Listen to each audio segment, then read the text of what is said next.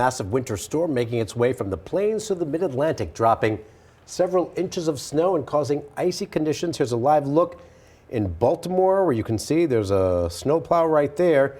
The snow is falling, the visibility not great, and the streets are covered right now.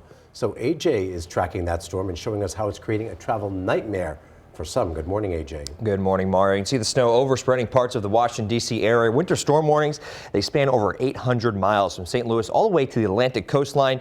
As you can see, the snow is falling right now, but it was the ice yesterday. This major storm system turning some roads into ice rinks. Cars, even semi-trucks, sliding off the highway there in Kansas the past weekend due to the freezing rain in St. Louis. Drivers are being told to stay off the roads as the storm continues this morning.